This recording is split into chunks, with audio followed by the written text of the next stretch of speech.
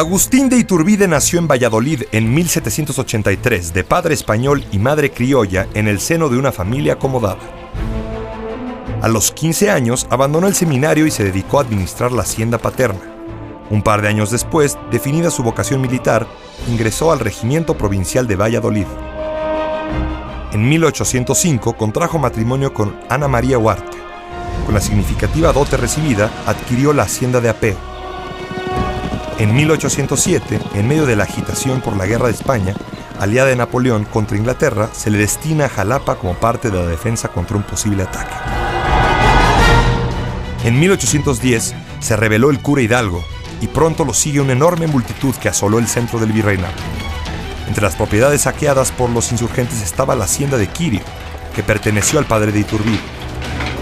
De aquel desenfreno de los primeros rebeldes nació la aversión de los criollos, como Iturbide, hacia el movimiento, pese a que compartían con ellos el deseo de independencia o autonomía para la Nueva España.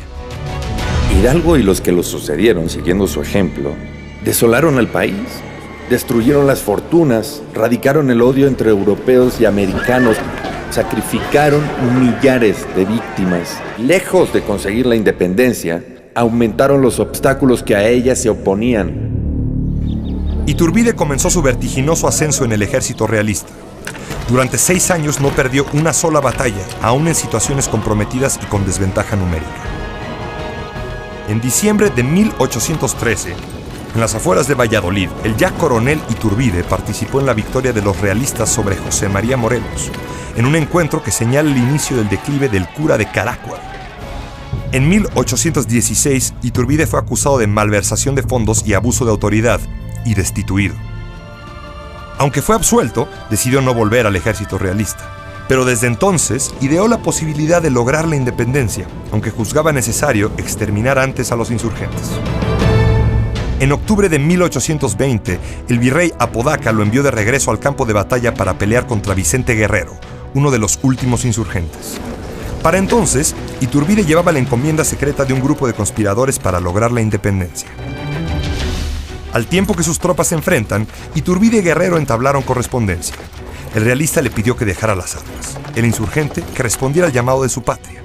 Finalmente se reunieron en Acatempa y sellaron un pacto por la independencia de México que no sería ya el de los conspiradores de la Profesa, sino el que Iturbide concibió. El 24 de febrero de 1821, Iturbide y Guerrero firmaron el Plan de Iguala, en el que establecieron las 3 garantías que sustentaron su pacto: el respeto a la religión católica, la independencia y la unión de europeos y americanos sin distinción de castas. Con sus tropas unidas se formó el Ejército Trigarante. La campaña del Ejército Trigarante fue prácticamente un paseo triunfal al que se fueron sumando las autoridades civiles y militares. Los españoles apenas conservaron la capital y otras ciudades.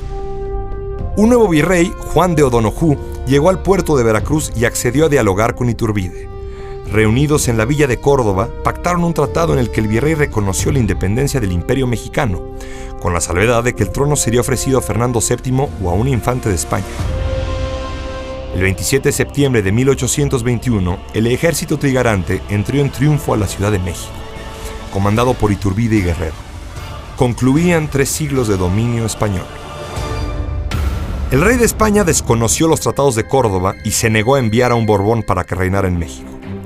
Se empezó a hablar de Iturbide, el general victorioso, como una posibilidad para ocupar el trono.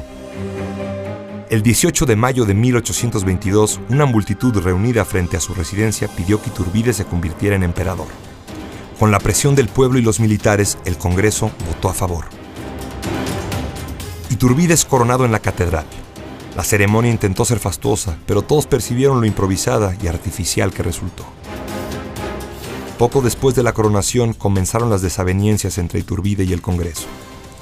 Mientras Iturbide cuestionaba la invasión de potestades del legislativo y que no emprendiera su labor de crear una constitución, el Congreso lo acusaba de tiranía. Todo ello en medio del caos financiero del gobierno. Ante el descubrimiento de una conspiración en el Congreso, Iturbide ordenó apresar a 66 personas, clérigos, militares, políticos. El 31 de octubre de 1822, Iturbide ordenó finalmente la disolución del Congreso y creó una Junta Nacional Instituyente, El 2 de diciembre del mismo año, el gobernador militar de Veracruz, Antonio López de Santa Anna, inició una revuelta contra el emperador. Pronto, los antiguos insurgentes Guadalupe Victoria, Vicente Guerrero y Nicolás Bravo se sublevaron también. La situación de Iturbide se agravó cuando en febrero de 1823 los principales rebeldes firman el Plan de Casamata, al que se unieron también 3 de los generales con los que los combatía: Echavarri, Cortázar y Lobato. En unos días, muchas autoridades provinciales se adhirieron al plan. Finalmente, Iturbide restableció el Congreso y el 19 de marzo de 1823 abdicó al trono, partiendo enseguida hacia Europa. El Congreso tomó venganza de Iturbide. Lo humilló, considerando su elección nula, y más tarde lo declaró traidor y enemigo de México, y condenándolo a muerte en caso de retornar a México. Al mismo tiempo que se intentaban borrar los hechos y fechas festivas relacionadas con Iturbide, se recuperó la memoria de los iniciadores de la Guerra de Independencia y sus restos fueron reunidos y enterrados en la catedral.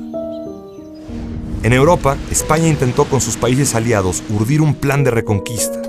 Convencido de que el ataque español ocurriría en un momento u otro, lo que sucedió en efecto en 1829, Iturbide decidió regresar a México y ofrecer su ayuda en caso de guerra. Ignoraba que el Congreso había decretado su ejecución en caso de que él pisara el país. Enemigo público del Estado. Apenas pisó territorio mexicano, Iturbide fue aprehendido y enviado a Padilla, donde sesionaba el Congreso local. Sin juicio, abogado, juez o declaración, cumpliendo el decreto federal, el Congreso ordenó fusilarlo. El cuerpo de Iturbide fue sepultado en la vieja y destechada iglesia de Padilla. En 1838 sus restos fueron trasladados a la Catedral Metropolitana. Ahí siguen, apartados del sitio en que están los huesos de Hidalgo y Morelos, en la columna de la Independencia. Iturbide cometió sin duda muchos errores durante su reinado y sus acciones, como las de cualquier gobierno, no fueron todas justas. Pero la responsabilidad que le atribuyeron sus enemigos, la sed de poder absoluto, no corresponde del todo a la verdad histórica. Iturbide, antes que como un emperador absoluto, se comportó como un dubitativo monarca republicano, renuente a ejercer el poder y dispuesto a compartirlo con un Congreso hostil hasta que la situación se volvió insostenible. En el patíbulo de Padilla, Iturbide no obtuvo el perdón de sus contemporáneos. En sus últimas palabras, el emperador caído imploró inútilmente que su nombre no fuera manchado con el baldón de traidor que le ha acompañado por casi 2 siglos. Sería justo volver a su vida con una mirada de respeto y de comprensión. Lo merece.